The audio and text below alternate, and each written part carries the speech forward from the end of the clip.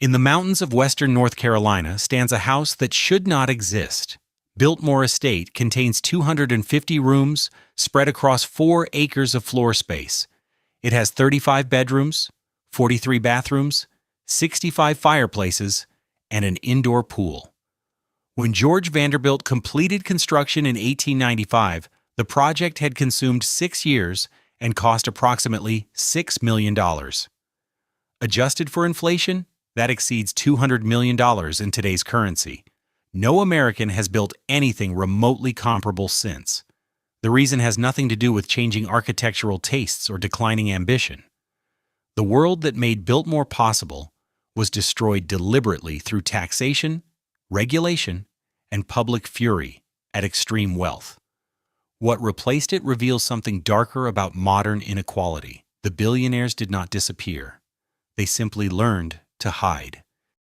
In 1888, George Washington Vanderbilt II was 26 years old and controlled a fortune that exceeded the annual budget of most American states.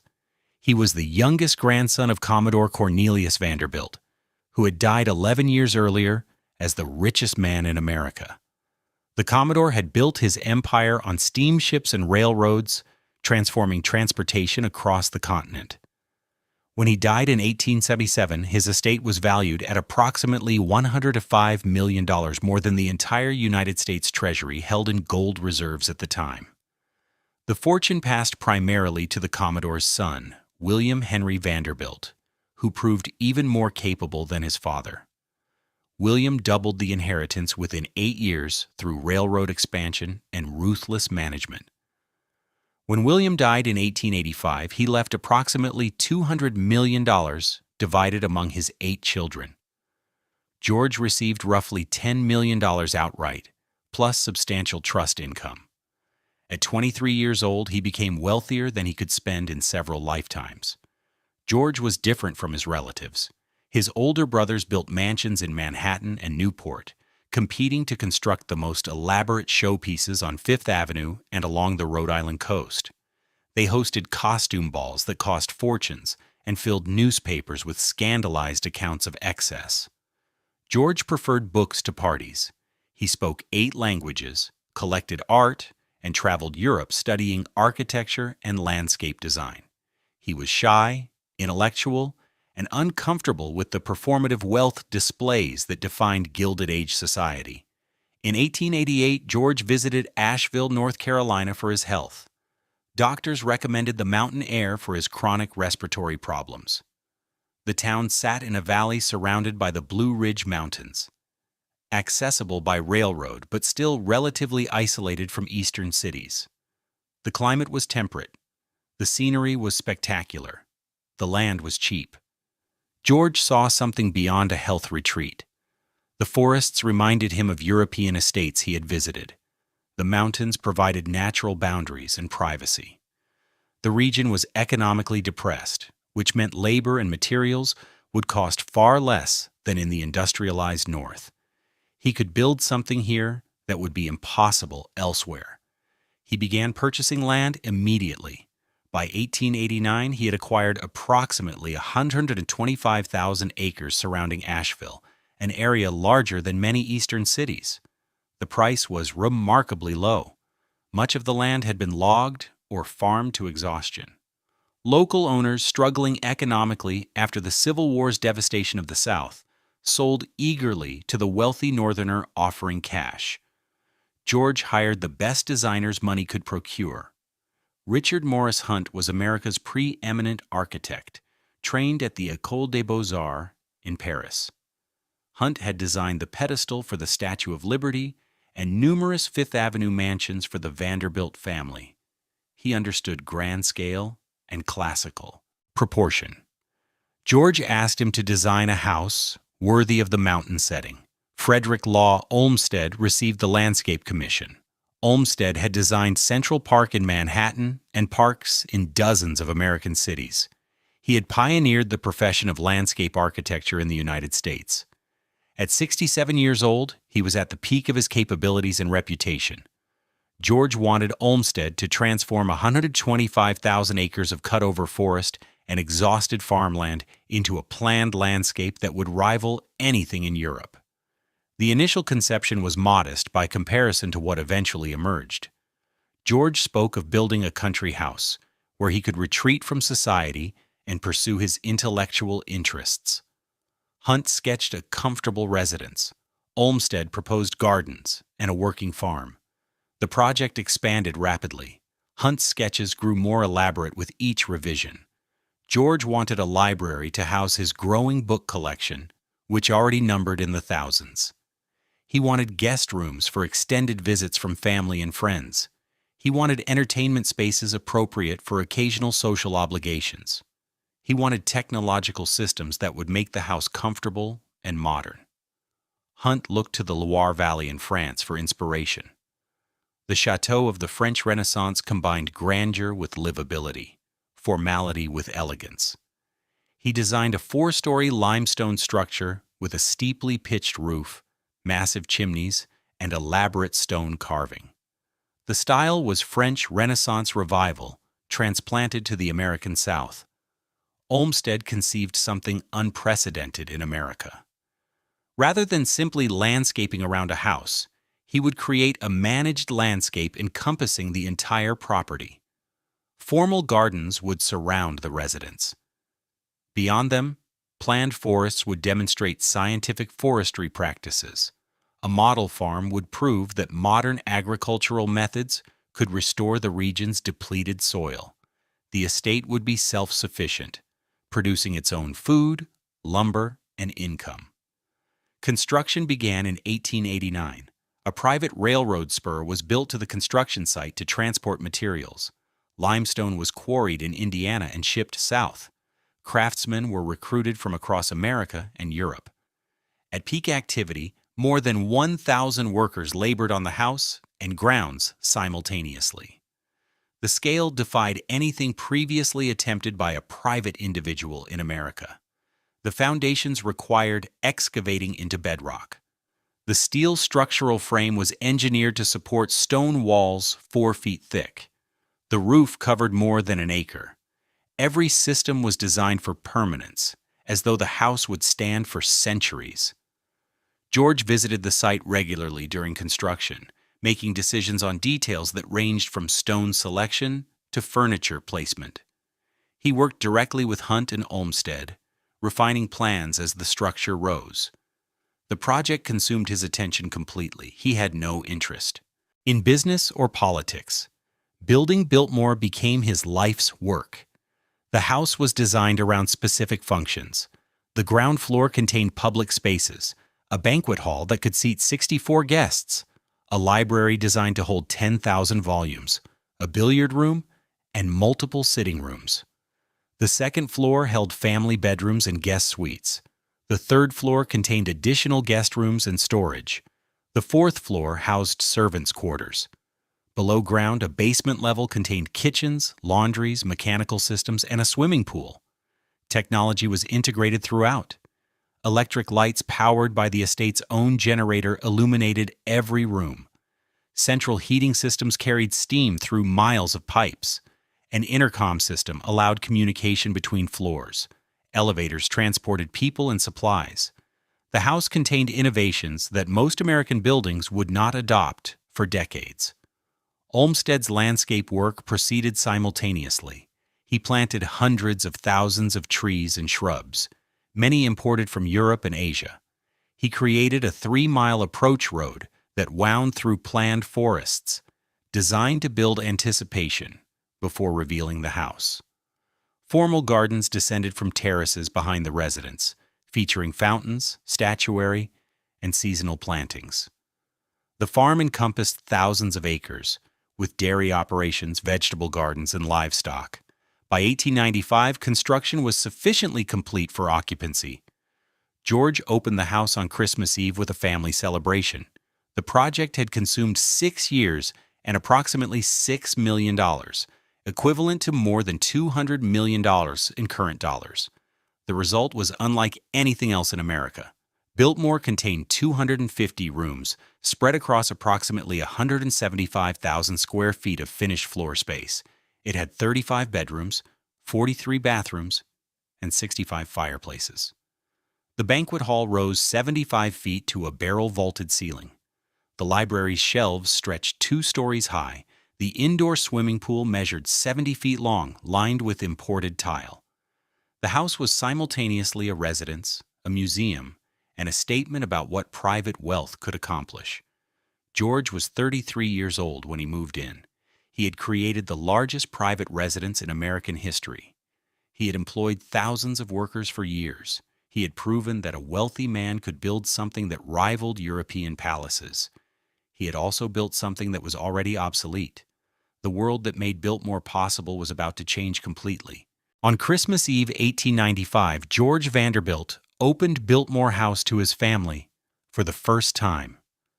Snow covered the Blue Ridge Mountains. The approach road wound through 3 miles of planned forest before revealing the château rising from its terraced hillside. Inside, electric lights illuminated rooms filled with art and furniture collected across Europe. A fire burned in the banquet hall beneath a 75-foot barrel-vaulted ceiling.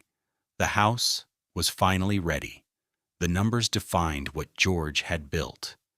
Biltmore contained 250 rooms across 4 stories, plus a full basement. There were 35 bedrooms for family and guests. 43 bathrooms featured modern plumbing with hot and cold running water. 65 fireplaces provided supplemental heating throughout the structure. The finished floor space measured approximately 175,000 square feet, roughly 4 acres under one roof.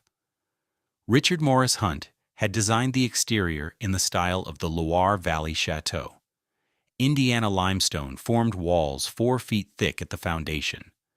The steeply pitched roof, covered in slate, rose to elaborate chimneys and decorative spires. Stone carving covered the facade with Renaissance details that required craftsmen trained in traditional European techniques. The effect from a distance suggested a French palace transported to the American mountains. The interior spaces reflected George's intention to create not just a residence, but a private museum. The entrance hall rose 3 stories, lit by a massive wrought iron chandelier. The banquet hall could seat 64 guests at a single table beneath a ceiling painted with medieval designs. The library occupied 2 stories, with shelves designed to hold 10,000 volumes. George's collection already numbered more than 20,000 books in 8 languages. The winter garden brought the outdoors inside. A glass-roofed conservatory featured a central fountain surrounded by tropical plants that would bloom year-round. Palm trees reached toward skylights 3 stories above. The space demonstrated that technology could overcome climate, phenomenal, providing a permanent summer within the mountain winter. Recreation facilities reflected Gilded Age excess adapted to private use. The bowling alley in the basement featured equipment imported from European manufacturers. An indoor swimming pool measured 70 feet long, lined with tile, brought from manufacturers who specialized in Turkish baths. A gymnasium contained equipment for modern physical culture. These were luxuries that only the wealthiest hotels offered to the public. George installed them for his personal use. The technological systems integrated throughout Biltmore represented the cutting edge of 1890s engineering. Electric lighting powered by the estate's own generating plant eliminated the need for gas or oil lamps. Central heating distributed steam through miles of copper pipes to radiators in every major room. An electric intercom system connected rooms across the vast house, allowing servants to receive instructions without walking the corridors. 2 elevators carried passengers and freight between floors. Refrigeration systems cooled rooms designated for food storage. These were innovations that most American buildings would not adopt for another generation. The staff required to operate Biltmore numbered more than 80 people living on the estate. 30 servants worked inside the house as cooks, maids, butlers, and footmen. Additional workers maintained the mechanical systems, tended the grounds, and operated the farm.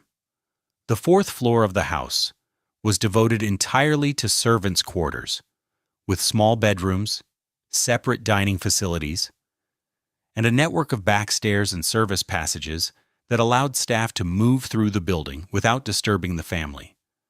Frederick Law Olmsted's landscape work extended across the entire 125,000-acre property. Immediately surrounding the house, formal gardens descended in a series of terraces. The Italian garden featured a reflecting pool and classical statuary.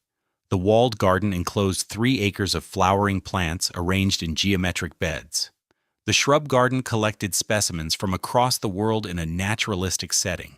The ramble offered walking paths through carefully planned woodland scenery. Beyond the formal gardens, Olmsted created what he called a managed forest. He hired Gifford Pinchot, who would later become the first chief of the United States Forest Service, to implement scientific forestry practices on thousands of acres. The goal was to prove that American forests could be harvested sustainably while remaining profitable. The Biltmore Forestry Program became a model for conservation efforts nationwide and trained a generation of professional foresters. The farm operations occupied thousands of additional acres. A dairy herd produced milk, butter, and cheese. Vegetable gardens supplied the house kitchen. Livestock provided meat. Orchards yielded fruit. The estate was designed to be self-sufficient, producing everything needed for daily operations while also generating income from surplus production sold to the local market. The financial reality was less sustainable than George hoped. Annual operating costs for the house and grounds exceeded $250,000, equivalent to millions in current dollars. George's income from his inheritance and trust funds was substantial, but not unlimited. The estate consumed wealth faster than his investments generated it. Within a few years of completion, George began seeking ways to reduce expenses. He married Edith Stuyvesant Dresser in 1898, 3 years after opening the house. Their daughter Cornelia was born in 1900, the only child George would have. The house that could accommodate dozens of guests and required a staff of 80 was occupied by a family of 3. George tried various schemes to make the estate financially viable. He opened a commercial dairy to sell Biltmore products to a wider market. He sold timber from the managed forests. He experimented with different agricultural approaches on the farmland. None generated sufficient revenue to offset the crushing operating costs. The house itself was simply too large and too expensive to maintain, even for a Vanderbilt. The problem was structural, not personal. Biltmore represented the absolute peak of what private wealth could build in America at the end of the 19th century. But the economic conditions that made such construction possible were already changing. George had built his château during a brief window when vast inherited fortunes faced almost no taxation. Labor was cheap and abundant, and society accepted extreme displays of wealth as natural consequences of industrial success. That window was closing. The Panic of 1893 had shaken public confidence in unregulated capitalism.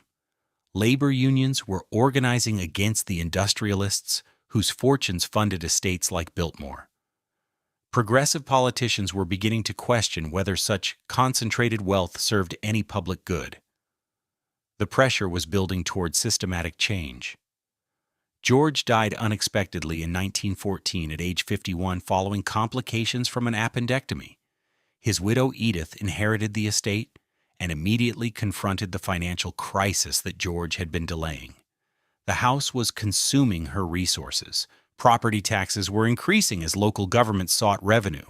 The national mood was turning against ostentatious displays of inherited wealth. Edith made a decision that would save Biltmore but transform it completely. In 1930, she opened the house and gardens to paying tourists. Admission fees would help cover operating costs. The private residence became a public attraction. The family continued living in a small section of the house, but most rooms were now displayed for visitors who paid to see how the ultra-wealthy had lived a generation earlier. The transformation revealed something fundamental about Gilded Age mansions. They could not survive as residences. The economic model that built them had collapsed. The only way to preserve them was to convert them into museums, monuments to an era that had ended almost as soon as it began. Other Vanderbilt properties faced similar choices. The breakers in Newport, Marble House, and dozens of other family estates would eventually open to the public or be demolished. The generation that built these houses intended them as dynasty headquarters that would shelter their descendants for centuries. Instead, they became tourist attractions within decades. Biltmore stood at the peak of American mansion building. It was the largest, the most expensive, and the last of its kind. Nothing comparable would ever be built again. Not because Americans lost their ambition or their wealth, but because the rules changed. The forces that would make Biltmore impossible to repeat were already gathering strength in 1895.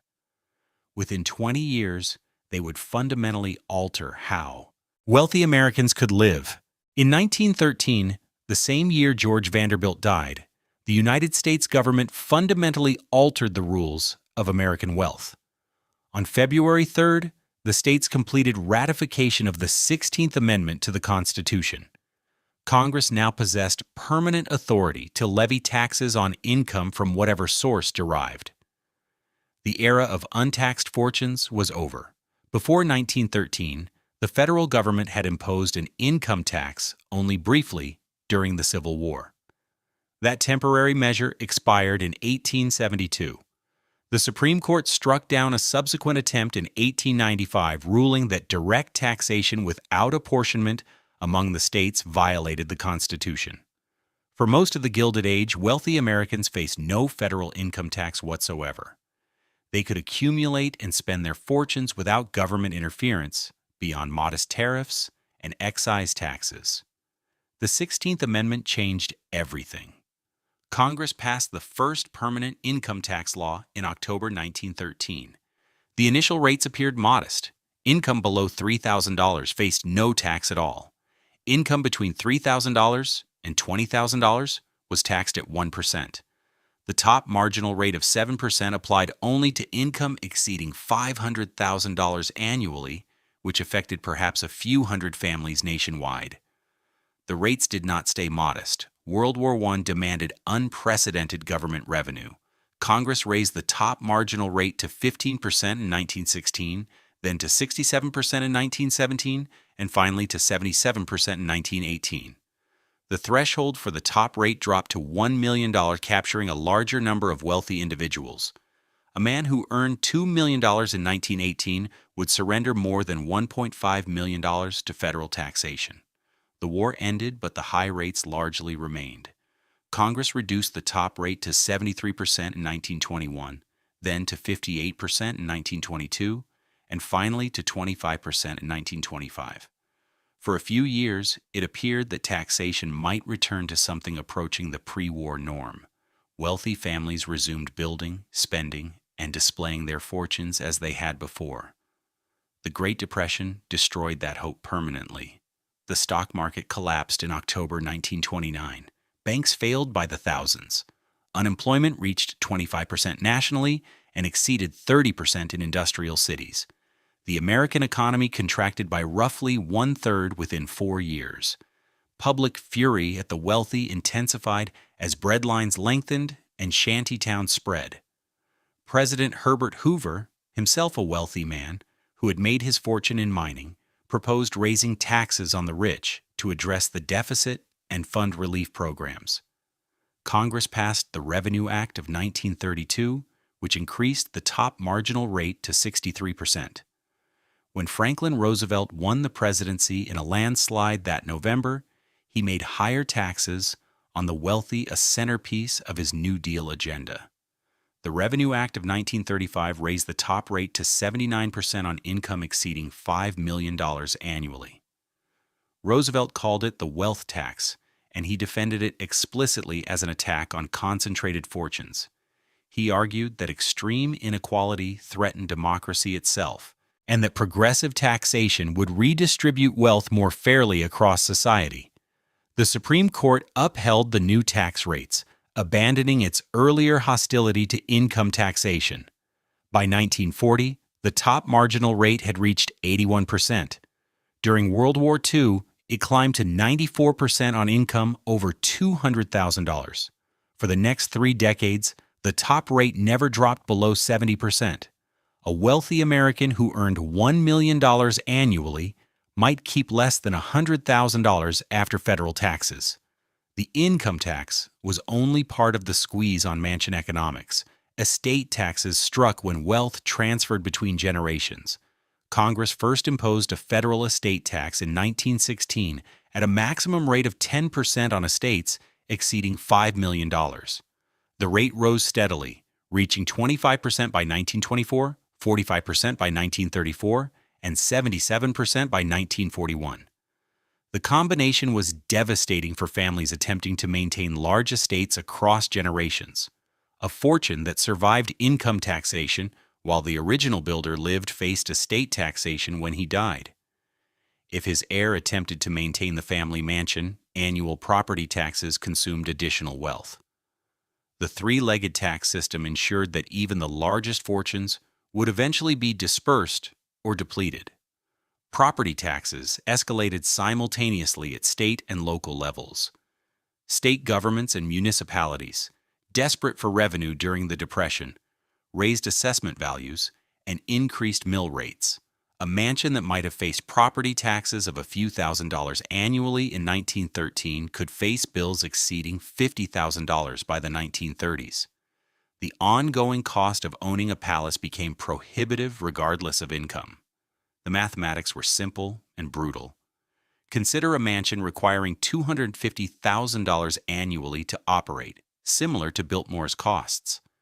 In 1913, a man with $500,000 in annual income faced no federal income tax and could easily cover those expenses. By 1935, that same income faced federal taxes, approaching $400,000. The remaining $100,000 could not maintain the estate, pay property taxes, and support the family. Some attempted to restructure their holdings to minimize taxation.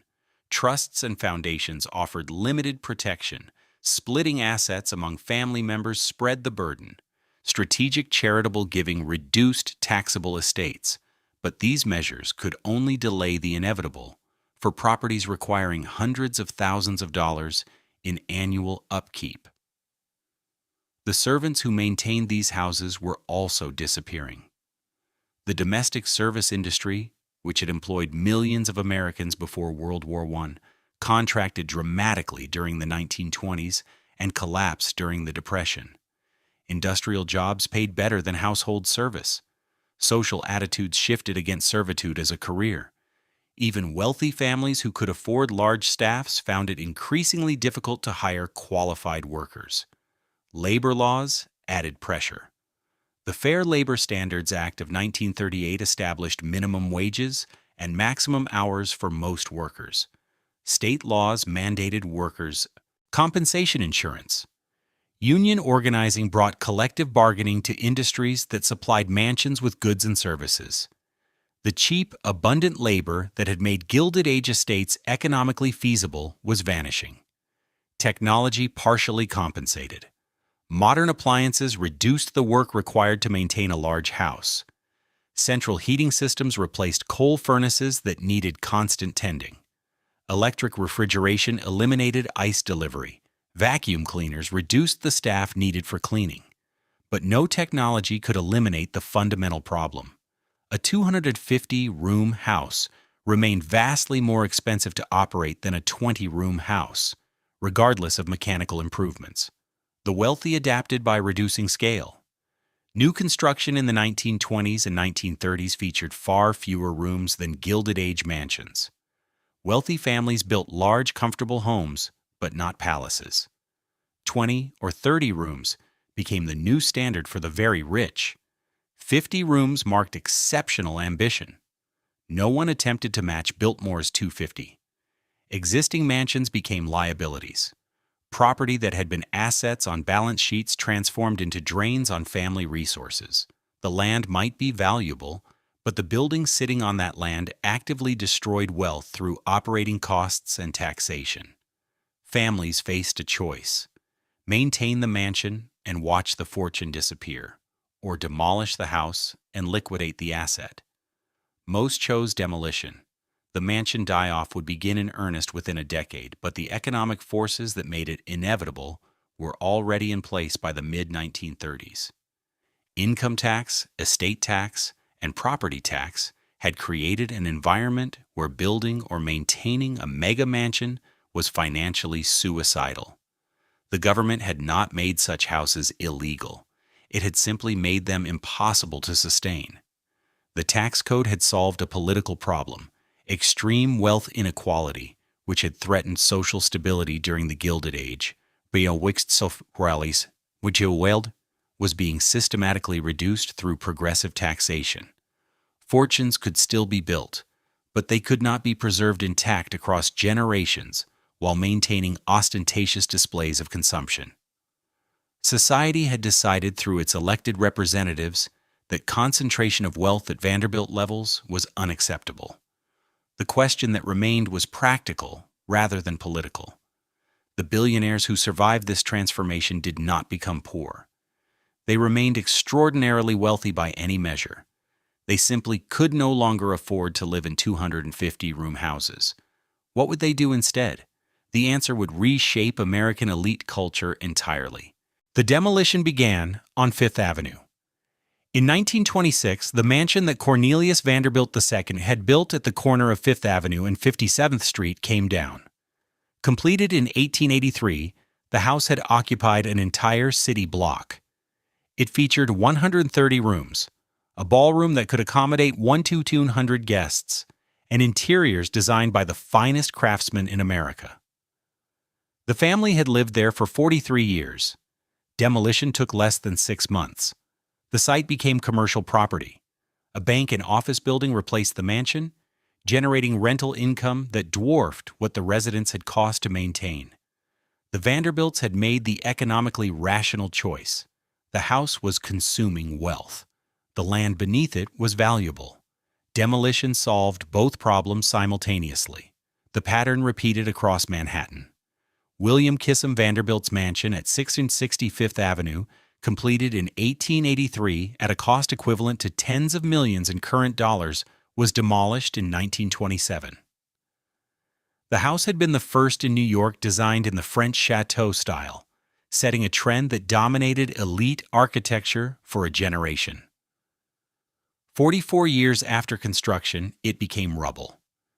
Caroline Schermerhorn Astor's mansion at Fifth Avenue and 65th Street disappeared in 1926. Mrs. Astor had been the queen of New York society, and her annual ball defined who belonged to the city's elite. Her ballroom could hold exactly 400 guests, giving rise to the phrase, the 400, as shorthand for high society. The mansion that hosted this social power was razed to make room for a luxury apartment building. The statistics tell the story. In 1900, more than 100 major Gilded Age mansions lined Fifth Avenue between 42nd Street and 96th Street. These were not simply large houses. They were palaces, each requiring staffs of 20 to 50 servants, each representing millions of dollars in construction costs and hundreds of thousands in annual upkeep. By 1950, fewer than 10 survived. The rest had been demolished and replaced with apartment buildings, hotels, and commercial structures. The wave of destruction spread beyond Manhattan. Newport, Rhode Island, had been the summer capital of Gilded Age society. Families built cottages along the Atlantic coast that rivaled European palaces in scale and cost. These were vacation homes, occupied for perhaps 8 weeks each summer, staffed year-round to maintain them in readiness. The breakers, built by Cornelius Vanderbilt II in 1895 at a cost of $7 million, survived only because the family donated it to the Preservation Society of Newport County in 1948. The alternative was demolition. No family member could afford to maintain a 70-room summer house that required 40 servants to operate. Donating it as a museum provided a tax deduction while ensuring its preservation.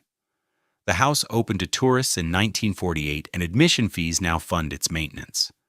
Marble House, built by William Kissam Vanderbilt in 1892, followed the same path. The family gave it to the Preservation Society in 1963. Rosecliff, Château-sur-Mer, and other Newport mansions survived through similar arrangements. The houses that could not attract donors or preservation societies disappeared. Chicago lost virtually its entire collection of Gilded Age mansions.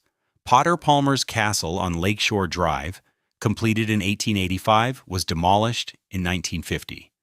The house had contained 42 rooms and a 3-story art gallery.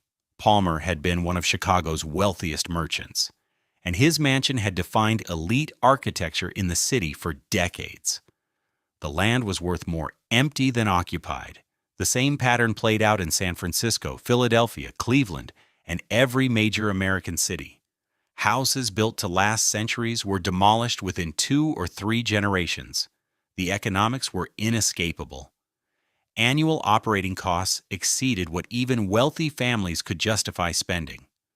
Property taxes consumed additional resources. The land itself was worth more for higher density uses. What replaced these mansions reveals the transformation clearly. Apartment buildings generated rental income from dozens or hundreds of units on the same land that had held one family. Office buildings created even higher returns. Commercial hotels put property to profit-generating use.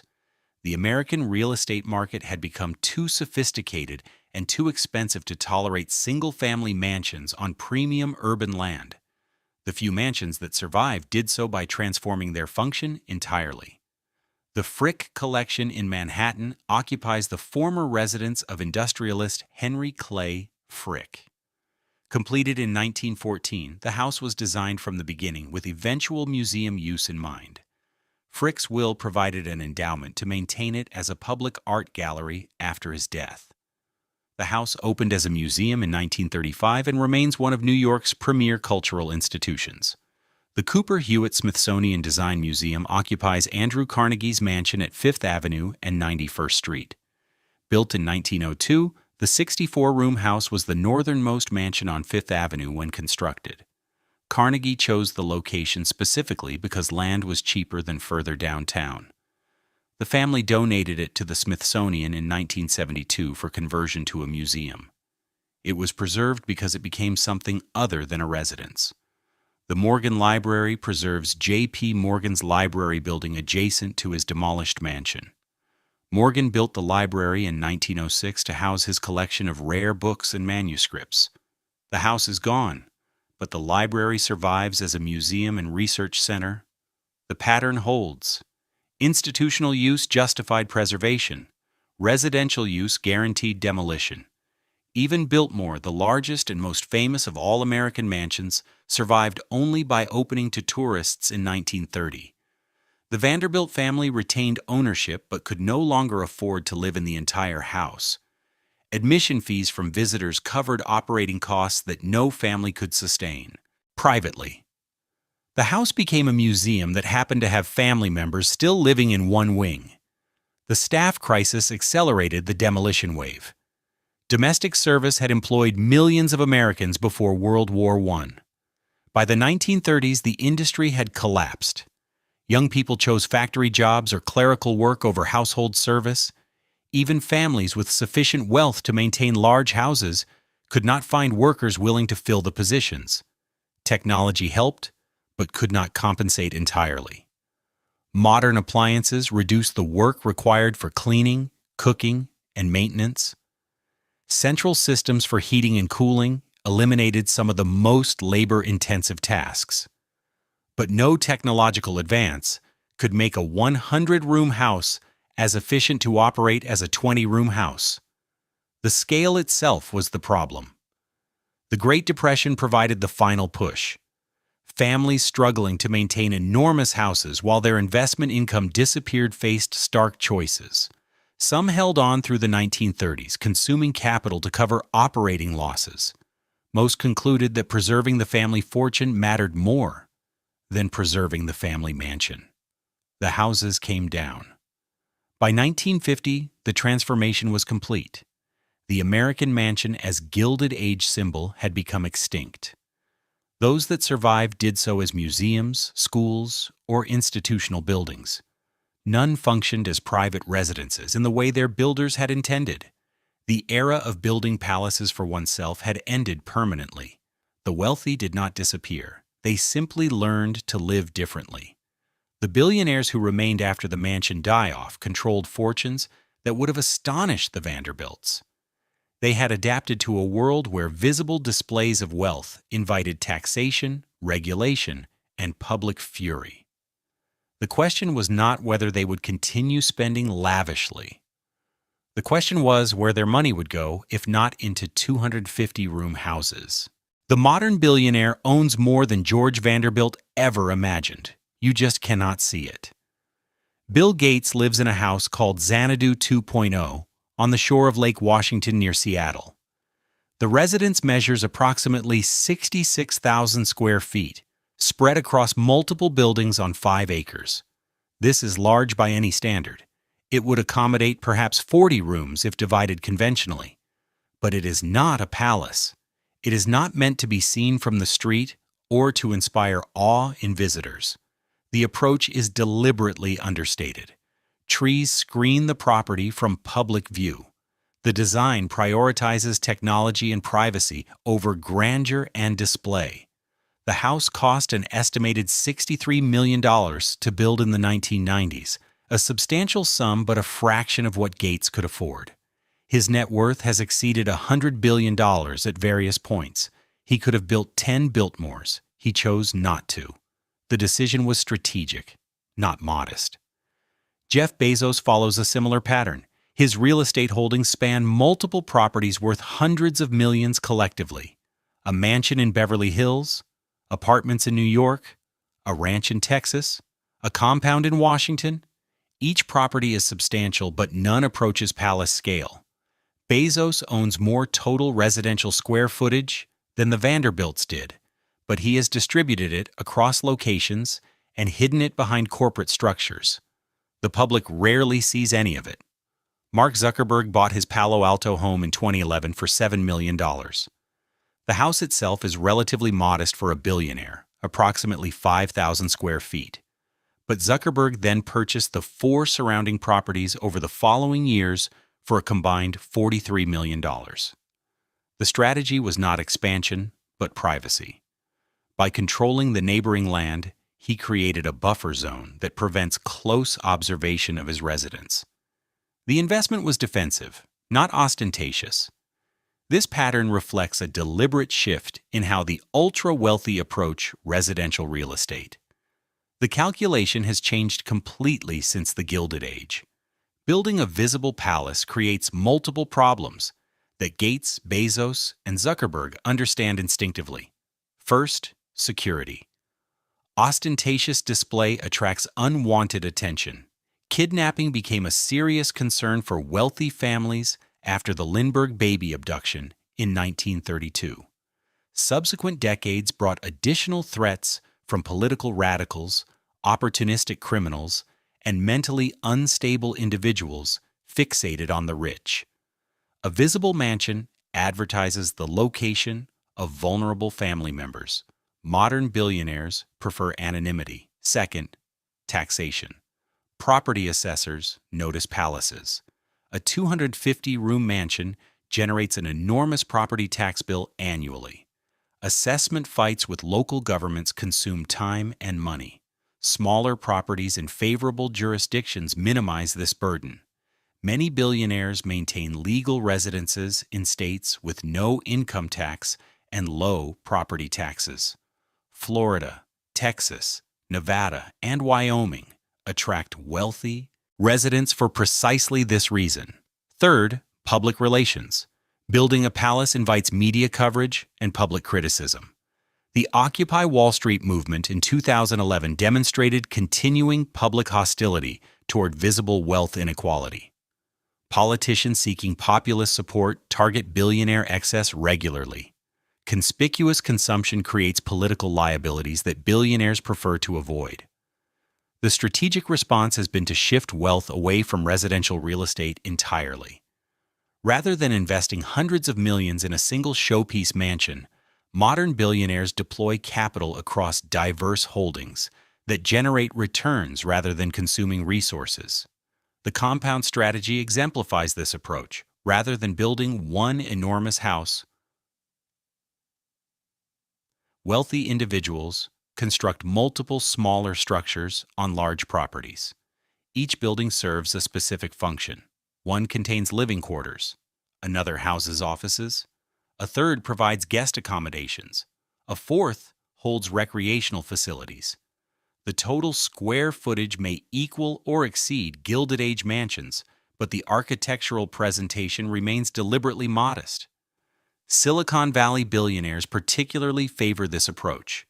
Larry Ellison, founder of Oracle, owns approximately 1,500 acres on the Hawaiian island of Lanai, which he purchased outright for $300 million in 2012. He controls an entire island, something no Vanderbilt achieved. But the individual structures on the property remain relatively small and widely distributed. The power lies in owning the island, not in building a palace visible from the sea. Ownership structure matters as much as physical structure. Modern billionaires typically hold property through limited liability companies, trusts, and other legal entities that obscure personal connection. Public records may show that 123 Property Holdings LLC owns a particular estate, but connecting that entity to a specific billionaire requires substantial research. The privacy protection is deliberate and professionally maintained. This opacity serves multiple purposes. It complicates security threats by making it harder to locate family members. It reduces property tax assessments by eliminating the premium that attaches to celebrity ownership. It shields wealth from public scrutiny that might generate political pressure for higher taxation. The strategy treats residential real estate as a security liability to be minimized rather than a status symbol to be displayed. The tax advantages extend beyond annual property taxes. Estate planning drives many residential real estate decisions. A $100 million mansion represents $100 million subject to estate tax when the owner dies. That same $100 million invested in productive assets generates income while growing in value, and sophisticated estate planning can shield much of it from taxation. The mansion consumes wealth. The investment portfolio multiplies it. Conservation easements provide additional benefits. Wealthy landowners who donate development rights on large properties receive substantial tax deductions while retaining use of the land. Ted Turner has used this strategy extensively on his numerous ranches across the American West. The land remains in his control, but he captures tax benefits by restricting future development. The calculation is straightforward. A billionaire with $10 billion in assets who builds a $500 million palace destroys wealth in multiple ways. Construction consumes capital. Annual operating costs consume additional capital. Property taxes consume more. The asset appreciates slowly, if at all, while requiring constant maintenance. When the owner dies, estate taxes claim a significant portion. The palace is a wealth destruction machine. That same $500 million invested in a diversified portfolio of stocks, bonds, and private equity generates substantial annual returns. The assets grow over time. Professional management minimizes tax liability. Estate planning structures protect the wealth for future generations. The portfolio is a wealth multiplication machine. Modern billionaires understand this calculation perfectly. They maintain comfortable residences, often quite large by normal standards, but they avoid the scale that defined Gilded Age mansions. The wealth exists, but it flows into channels that generate returns rather than consuming resources. The question is where that wealth goes, if not into palaces. The answer reveals something more troubling than Gilded Age ostentation. John D. Rockefeller built Kykuit, his estate overlooking the Hudson River. His foundation built the headquarters of the United Nations. The mansion cost millions. The foundation controls billions. Which represents more power? The Rockefeller model established the pattern that modern billionaires follow. Transform from hated monopolist to celebrated philanthropist through strategic charitable giving. The strategy serves multiple purposes simultaneously. It provides enormous tax deductions. It shapes public policy without democratic oversight. It purchases reputation and legacy. Most importantly, it allows wealth to exercise power across generations in ways that mansions never could. The modern charitable foundation operates as something between a nonprofit organization and a dynastic trust. Assets placed in the foundation avoid estate taxation entirely. The foundation itself pays no taxes on investment income. Grants to qualified charities provide public benefit while advancing the founder's priorities. Family members often serve as trustees, controlling billions in perpetuity. The scale dwarfs anything the Gilded Age imagined. The Bill and Melinda Gates Foundation holds an endowment exceeding $50 billion, making it the largest private charitable foundation in the world. Annual grant-making exceeds $5 billion.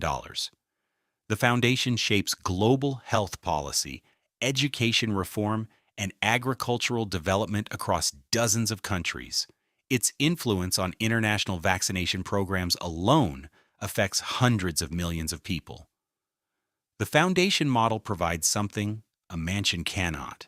A palace displays wealth but exercises no direct power beyond impressing visitors.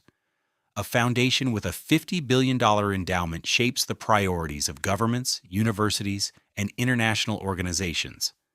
Gates Foundation funding decisions influence research agendas, public health strategies, and educational policies worldwide. This is power that persists regardless of where Bill Gates chooses to sleep at night. The Chan-Zuckerberg Initiative, established in 2015, takes the model further. Rather than creating a traditional charitable foundation, Mark Zuckerberg and his wife Priscilla Chan structured their philanthropy as a limited liability company. This provides even greater flexibility. An LLC can make political donations, invest in for-profit companies, and lobby for policy changes that traditional foundations cannot pursue. Zuckerberg pledged to transfer 99% of his Facebook shares to the initiative, a commitment worth more than $100 billion at various market valuations. The LLC structure attracted criticism precisely because it avoids the restrictions that apply to charitable foundations. Traditional foundations must distribute at least 5% of their assets annually to qualified charities. They face strict limits on political activity.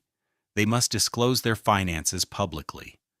The Chan-Zuckerberg Initiative faces none of these requirements. It operates as a private investment vehicle that can pursue any goal the founders choose, charitable or otherwise, while benefiting from the tax deductions associated with charitable giving. Jeff Bezos announced the Bezos Earth Fund in 2020, committing $10 billion to fight climate change.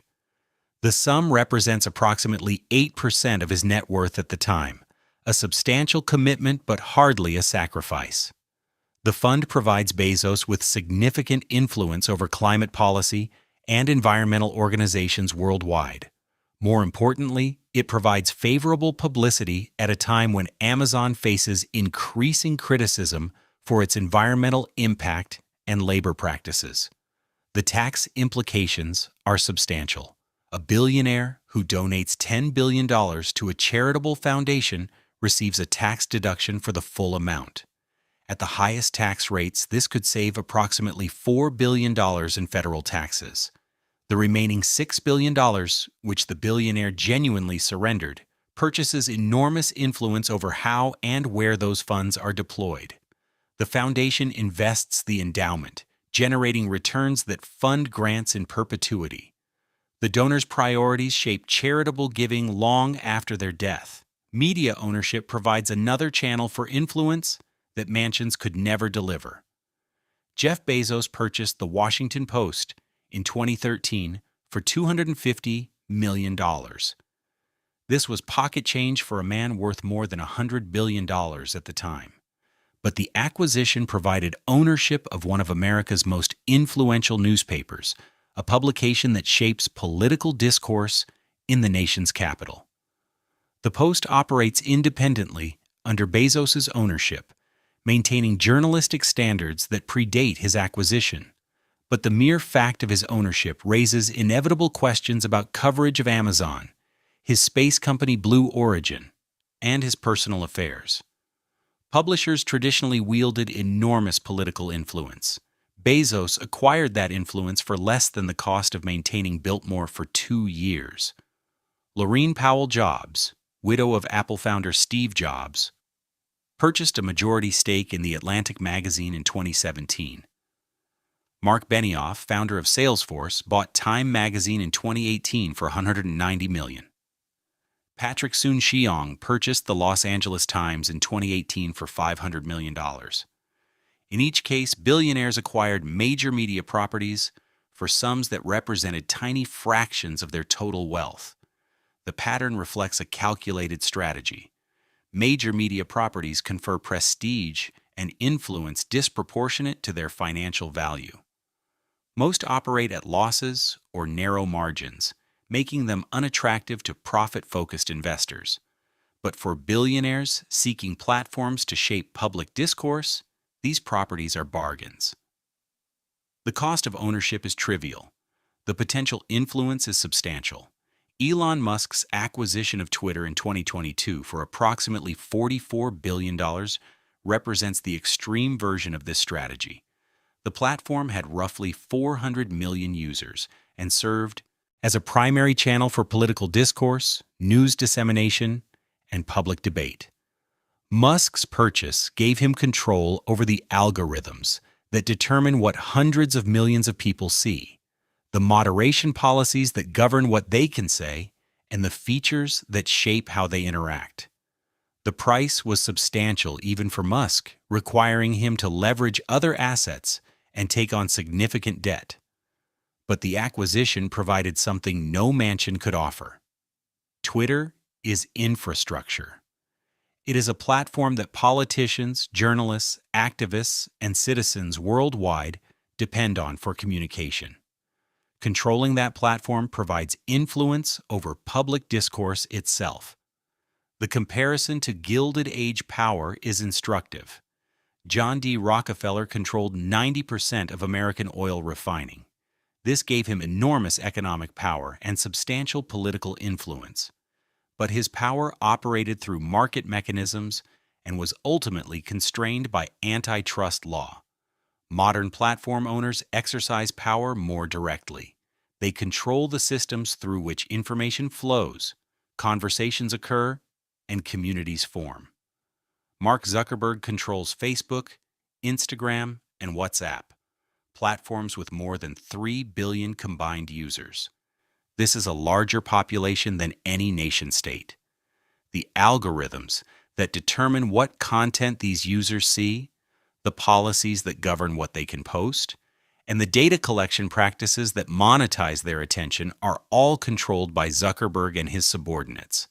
No king, president, or prime minister exercises comparable power over so many people. Jeff Bezos built Amazon into a platform that controls approximately 40% of American e-commerce. Amazon Web Services provides the infrastructure that runs substantial portions of the internet. Bezos also owns the Washington Post and is building Blue Origin to commercialize space access. The integration of e-commerce platform, cloud computing infrastructure, media property, and aerospace company creates a vertically integrated empire that Standard Oil might envy. The political influence flows naturally from economic control. The largest corporations spend hundreds of millions annually on lobbying and campaign contributions. The Supreme Court's Citizens United decision in 2010 removed many restrictions on corporate political spending, opening channels for wealth to influence elections directly. Billionaires can now fund political campaigns, lobbying efforts, and issue advocacy at scales that would have been illegal in previous generations. The calculation is straightforward. Why build a palace that costs hundreds of millions, generates no income, and exercises no power beyond aesthetic display when that same capital could fund a foundation that shapes global health policy, purchase a media property that influences public discourse, or acquire a platform that controls how billions of people communicate?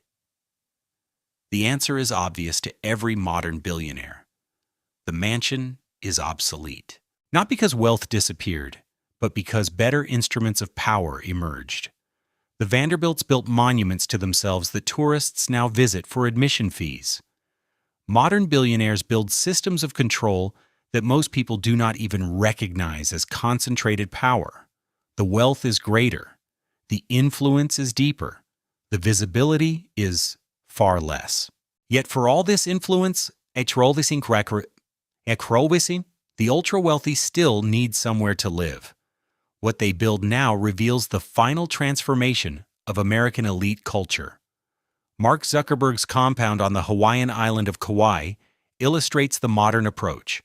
Beginning in 2014, Zuckerberg and his wife purchased approximately 100 acres of land on the island's north shore for more than $100 million. The property includes beaches, forests, and former plantation land.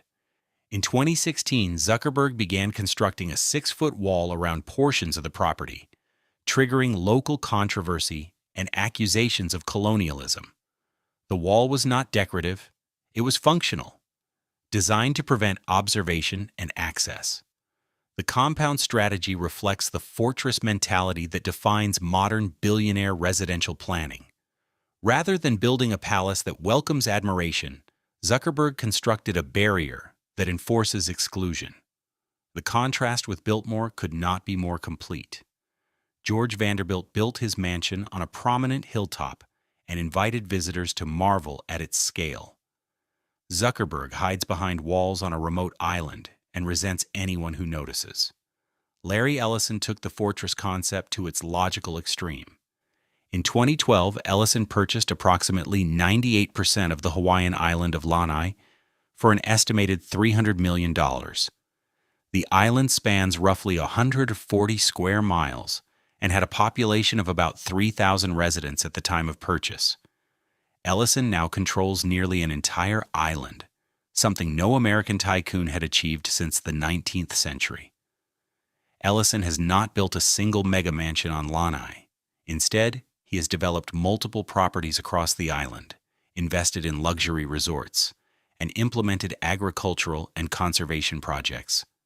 The strategy treats the island itself as the estate rather than any individual structure. Geographic isolation provides security and privacy that walls alone cannot deliver. Owning the island means controlling who arrives and under what circumstances. The ranch estate represents another favored approach among the ultra-wealthy.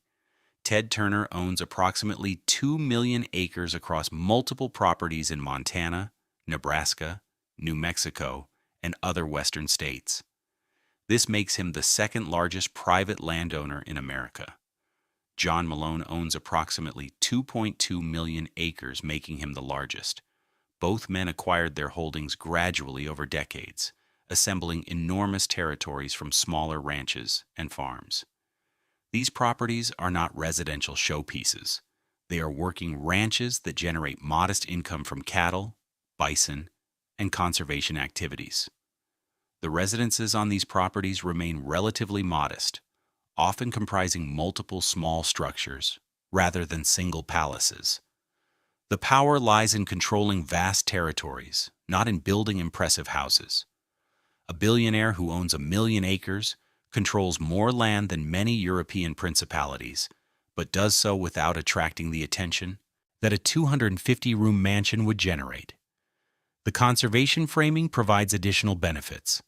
Wealthy landowners who place conservation easements on their properties receive substantial tax deductions while retaining use of the land.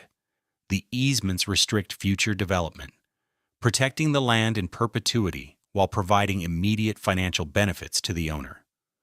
Turner has used this strategy extensively, protecting hundreds of thousands of acres while capturing tax benefits worth tens of millions.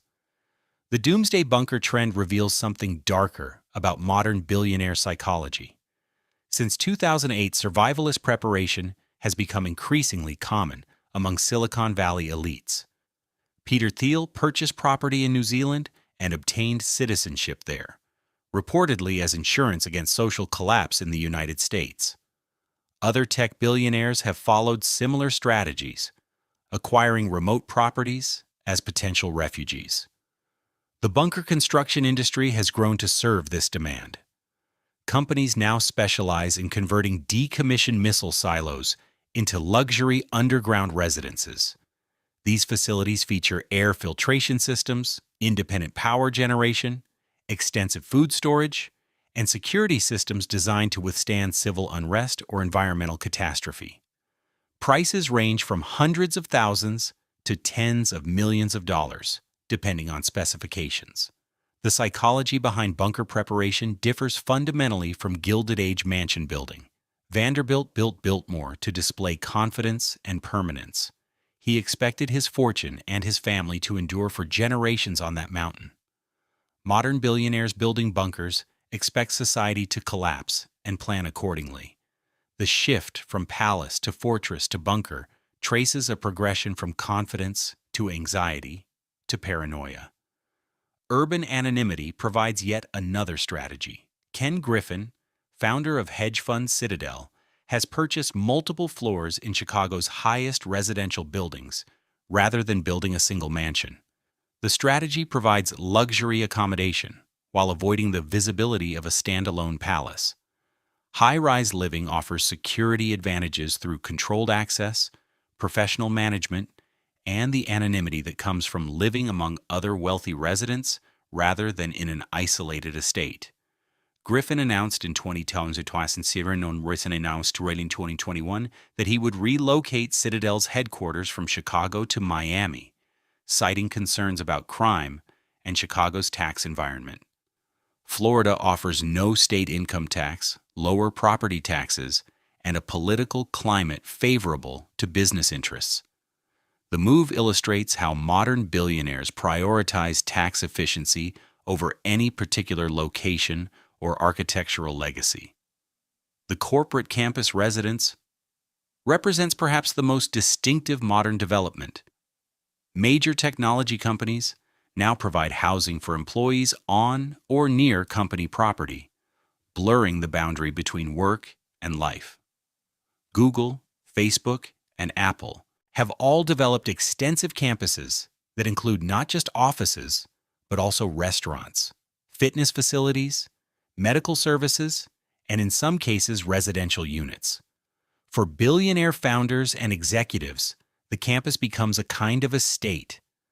Larry Page and Sergey Brin effectively live at Google, spending more waking hours on campus than anywhere else. Mark Zuckerberg's home in Palo Alto sits minutes from Facebook headquarters, and he reportedly works from home regularly, making the distinction between residence and office largely semantic. The campus provides everything a traditional estate offered: security, services, community, without the visibility and tax burden of a palace.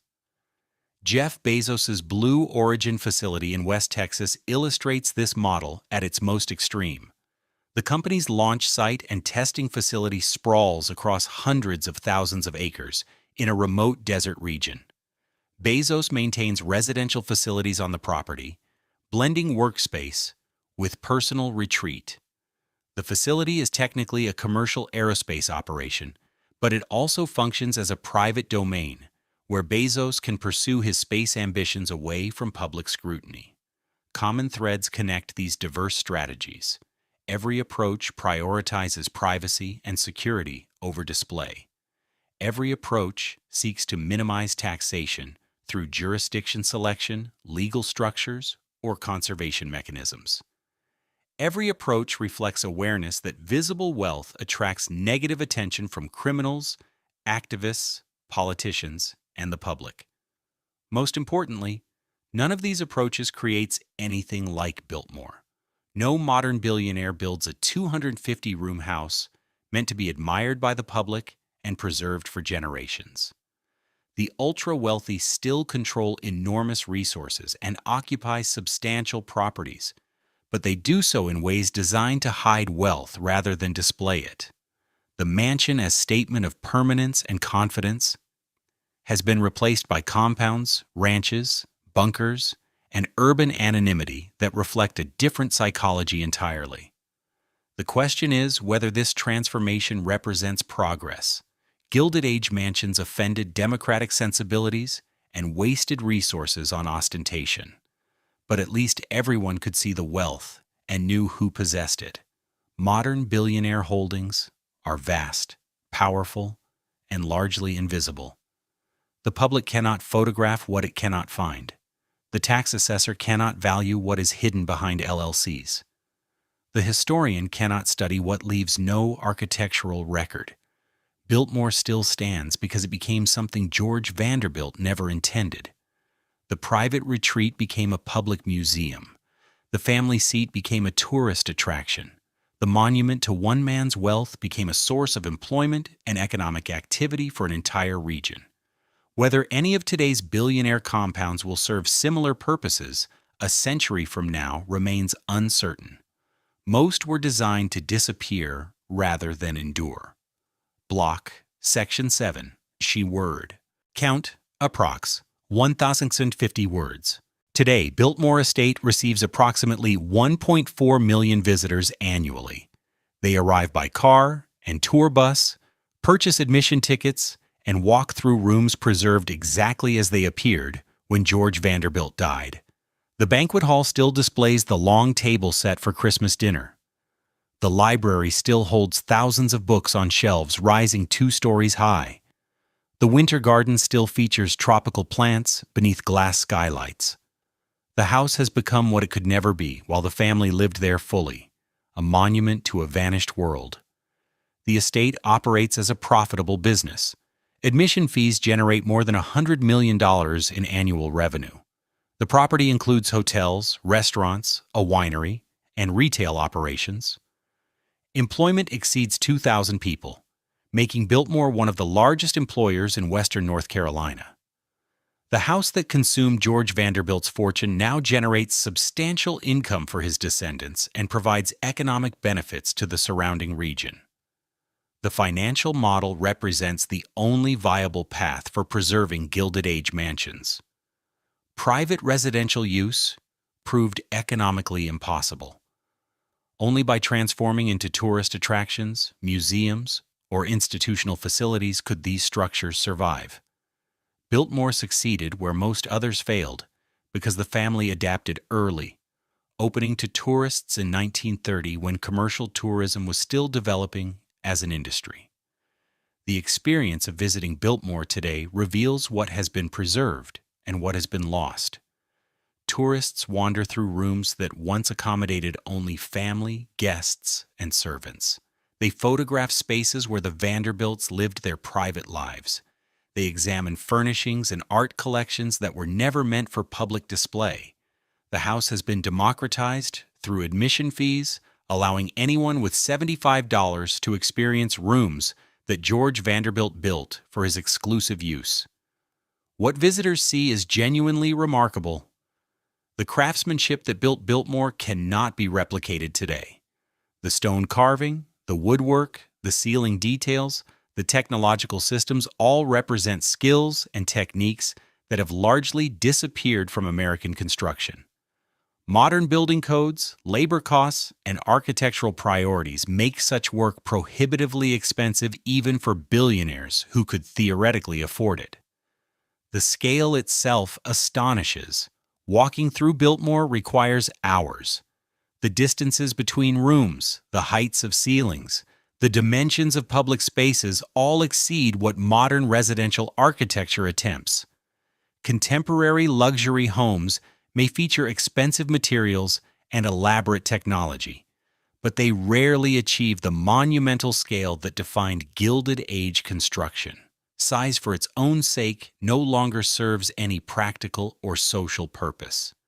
The preservation success comes with costs. Biltmore is frozen in 1895, maintained as a historical exhibit rather than an evolving residence. The family, Members who still live on the property occupy a small section and remain invisible to tourists. The house has become a museum that happens to have descendants living in it, rather than a family home that welcomes visitors. The transformation ensured survival, but eliminated the original purpose. The comparison to demolished mansions reinforces how fortunate Biltmore's preservation was. Of the hundreds of comparable houses built during the Gilded Age, fewer than a dozen survive in anything approaching original condition. The Vanderbilt mansions on Fifth Avenue are gone. The Palmer Mansion in Chicago is gone. Dozens of Newport cottages are gone. San Francisco lost virtually everything in the 1906 earthquake and subsequent development.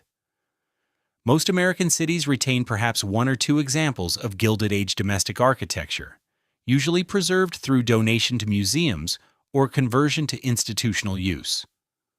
What was lost architecturally represents more than just buildings. An entire approach to construction disappeared. The Gilded Age produced craftsmen who specialized in stone carving, decorative plasterwork, hand-forged metalwork, and other skills that required years of apprenticeship to master. These trades sustained communities of artisans who passed techniques across generations. When mansion construction ended, these skills largely vanished. Modern construction employs different methods, different materials, and different labor structures. The knowledge of how to build a Biltmore has been substantially lost. The cultural loss is harder to quantify. Gilded Age mansions represented a particular approach to wealth, one that valued permanent physical monuments over financial instruments. Vanderbilt built Biltmore to stand for centuries, to house generations of descendants, to serve as a visible testament to family achievement. He invested enormous resources in something that generated no financial return, but created aesthetic and cultural value that tourists still appreciate more than a century later. Modern billionaires make different choices. Their wealth flows into foundations, media properties, technology platforms, and investment portfolios that generate returns and exercise power. These instruments are more financially rational than mansions. They preserve and grow wealth rather than consuming it. They influence policy and shape society in ways that buildings cannot. But they create nothing that will draw tourists a century from now. The tax system that destroyed mansion economics funded genuine public goods. The revenue from progressive taxation built highways, schools, hospitals, and social programs that benefited millions of Americans. The Gilded Age concentrated wealth in the hands of a tiny elite while leaving the majority of the population with limited access to education, healthcare, or economic opportunity. The tax reforms of the early 20th century redistributed resources in ways that created broader prosperity and social stability. Yet something was lost in the trade. The visible inequality of Gilded Age America was offensive, but it was visible. Everyone could see the mansions, identify their owners, and organize politically to challenge concentrated wealth. Ida Tarbell investigated Standard Oil because the company was large enough to be noticed. Labor unions organized against industrialists whose palaces demonstrated their wealth. Progressive politicians mobilized public anger at ostentatious displays of excess. Modern inequality is worse by most measures. The wealth gap between the richest Americans and the median household exceeds Gilded Age levels, but the inequality is less visible. Billionaires hide behind LLCs, foundations, and geographically dispersed holdings. They exercise power through platforms and media properties that most people do not recognize as instruments of concentrated wealth. The system is harder to challenge because it is harder to see. The case for visible wealth is not aesthetic or moral, it is practical. When inequality is visible, democratic societies can respond to it. Voters can demand taxation. Legislators can regulate monopolies. Journalists can investigate abuses. The system remains accountable Because the evidence of concentrated power cannot be hidden. When inequality becomes invisible, accountability becomes more difficult. How does one investigate a foundation's influence over public health policy? How does one regulate a platform's control of information flow? How does one tax wealth that is distributed across hundreds of legal entities and dozens of jurisdictions? The modern ultra-wealthy have learned to exercise power without creating monuments that document that power. They have solved the problem that destroyed Gilded Age mansions by making their wealth and influence harder to perceive. The central question remains unresolved. Is modern invisibility better than Gilded Age ostentation? The answer depends on what aspects of wealth concentration concern you most.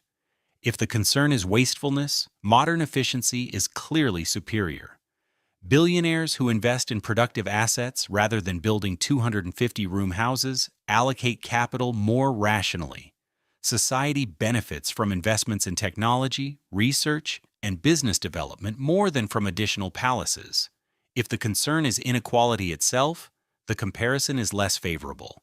Wealth concentration has increased, not decreased. The ultra-wealthy control a larger share of total assets than they did in the Gilded Age. The tax system that destroyed mansions has been progressively weakened through lobbying and political influence. Top marginal rates have fallen from 94% to 37%. Estate taxes have been reduced substantially. The system that forced Biltmore to become a museum is weaker than at any point since the 1920s. If the concern is accountability, modern invisibility creates serious problems. Power that operates through foundations, platforms, and media. Properties is harder to challenge than power that built visible palaces. The ultra-wealthy shape education policy, health policy, environmental policy, and media discourse without the public oversight that democratic systems require. Foundations operate in perpetuity with minimal transparency. Platforms control information flow with limited regulation. The concentration of power has increased even as the visibility of that power has decreased. Biltmore stands as evidence of both what was lost and what was gained. The house is beautiful, impractical, wasteful, impressive, offensive, and culturally valuable simultaneously. It represents an era when the wealthy built monuments to themselves that tourists now pay to see. It demonstrates craftsmanship that modern construction rarely attempts. It proves that concentrated wealth, however objectionable, can create things of lasting aesthetic value. But Biltmore also demonstrates that such monuments cannot be sustained. George Vanderbilt built his château to last centuries. It survives not because his descendants maintained it as a private residence, but because they transformed it into a commercial enterprise.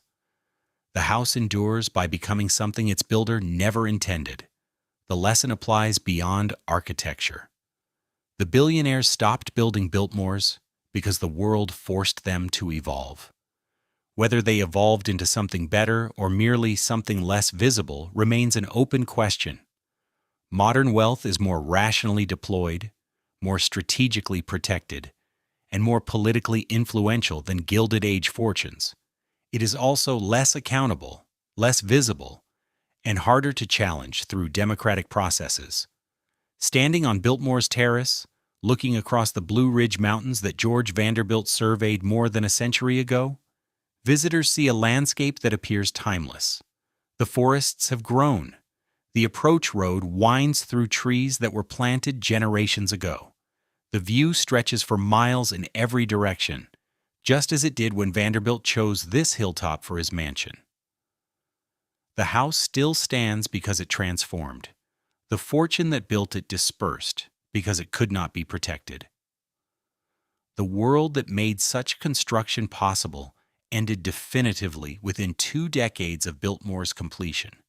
Nothing comparable will be built again, not because Americans lack ambition or wealth, but because the incentives have changed completely. Whether future generations will visit museums dedicated to charitable foundations, tour the preserved headquarters of defunct platforms, or examine the archives of 21st century media empires remains uncertain. These institutions may exercise more power than Biltmore ever did, but they will leave fewer monuments for tourists to photograph.